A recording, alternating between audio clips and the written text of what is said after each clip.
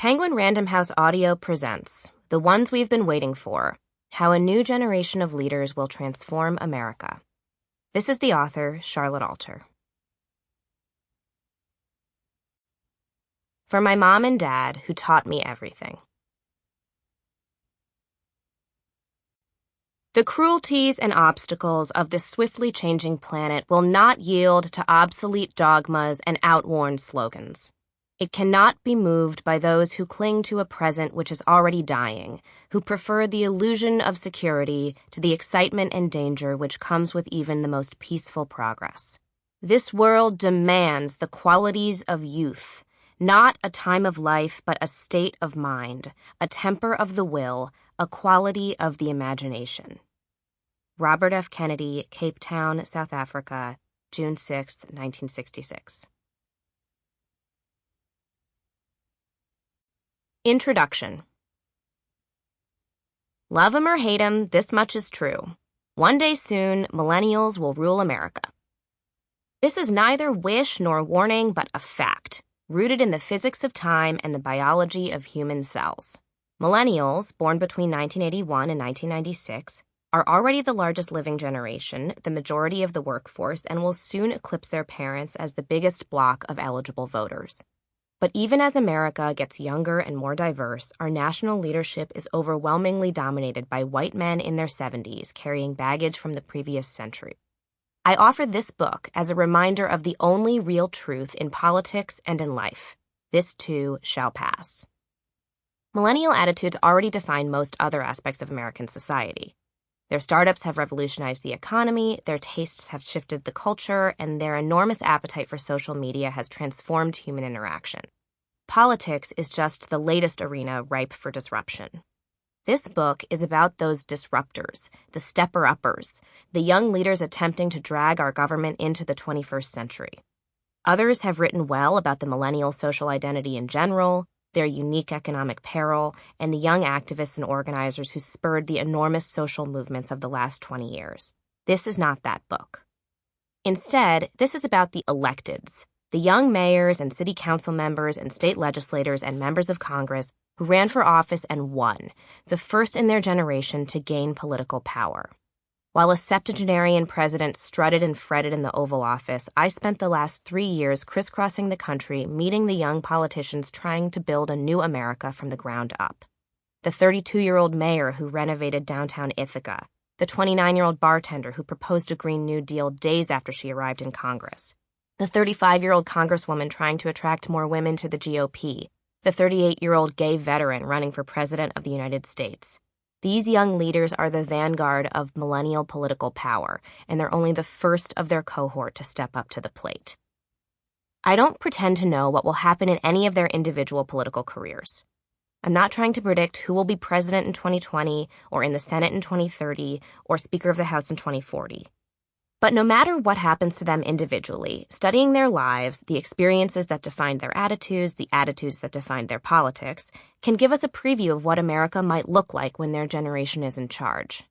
I'm not arguing that millennials will save America. They will surely bring their own flawed assumptions and misguided ideas into the political realm, just as their parents did. But a country run by millennials will look different than the boomer-built America, and this book attempts to figure out what those differences might look like. Like all younger generations, millennials get a bad rap. Boomers and Gen Xers think they're entitled, overly sensitive, obsessed with social media, and naive about the ways of the world. And each of those stereotypes has a grain of truth. Just ask anyone who's ever hired an annoying millennial. But when taken collectively, the qualities that seem grating on an individual level actually hint at a broader political disposition. Individually, millennials are stereotyped as entitled. Collectively, they demand broad government investment in a 21st century social safety net. Individually, they're caricatured as oversensitive to microaggressions. Collectively, they're pushing towards a more comprehensive vision of social justice. Individually, they seem glued to their phones. Collectively, their intuitive use of social networks has given them a fresh understanding of how individuals work within systems. Individually, they come off as naive or demanding. Collectively, that looks a lot like idealism. Politics is supposed to be about the future, even if the last 4 years have apparently been aimed at making America great again. This may be an era defined by smartphones, but the Speaker of the House, the Senate Majority Leader, and 3 of the top Democratic presidential candidates were all born in the 1940s, well before the invention of the color television, the polio vaccine, and the bikini. President Donald Trump was the oldest first-term president ever, elected mostly by white voters over 65, and enabled by one of the oldest Congresses in history. He is one of only 4 American presidents, alongside William Henry Harrison, James Buchanan, and Ronald Reagan, who were older than 65 when they were first inaugurated. The graying of U.S. politics feels especially claustrophobic, given that America's most visionary leaders have typically been young. Alexander Hamilton was just 32 when he became the first Secretary of the Treasury. Thomas Jefferson was 33 when he wrote the Declaration of Independence. Martin Luther King Jr. was 34 when he led the March on Washington, and John F. Kennedy was 44 when he promised to send a man to the moon. Even the middle-aged presidents have historically been much younger than our current leadership. Abraham Lincoln was in his early 50s when he preserved the Union in the Civil War, roughly the same age Franklin Delano Roosevelt was at the time of the New Deal. The powdered wigs and black and white photographs make American history look like a succession of old men. But actually, some of the most momentous shifts have resulted from younger generations replacing older ones. Of course, age itself does not determine political relevance.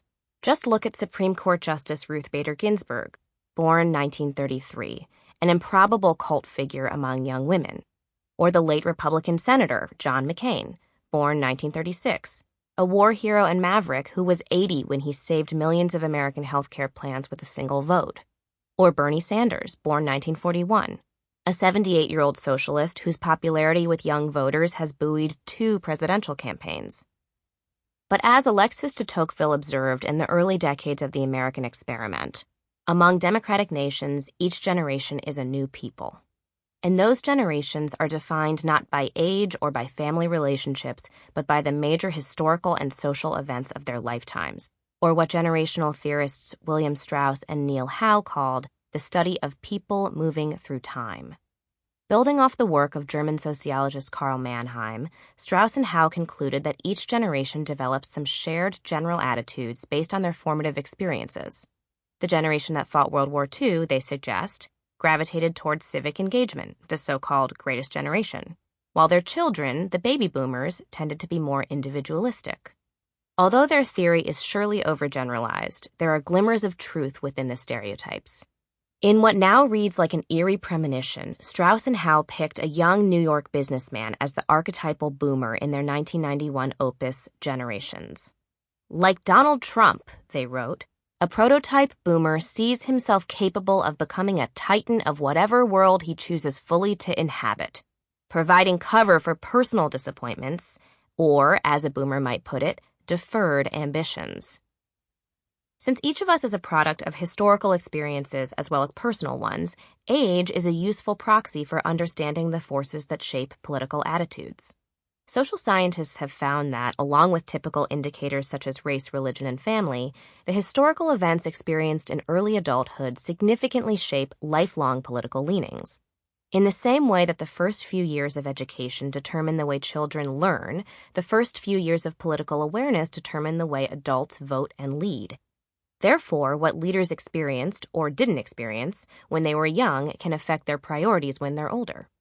Trump, for example, learned to read before Brown versus Board of Education, graduated from college during the protests against the Vietnam War, and was well into middle age by the time scientists started to realize the seriousness of human impact on climate change. Joe Biden, born in 1942, was a young adult when JFK was elected, a grown man during the civil rights movement, and already a grieving dad in the U.S. Senate during the 1970s push for women's liberation. Age can also determine how quickly leaders adapt to new technology and ideas. When Facebook was created in 2004, Mitch McConnell, born 1942, was eligible for Social Security. Age, then, is not just a number. It can help measure whether our leaders are closer to the past than they are to the future. Many of the assumptions of the 20th century seem hopelessly outdated in the 21st, and where boomers see icons, many millennials see relics. Former Vice President Joe Biden inadvertently highlighted the generational tension in June 2019 when he saw the clock ticking down on one of his answers in the first Democratic presidential primary debate. "My time's up," he said. "I'm sorry." When I started writing this book in 2017, Sample complete. Ready to continue?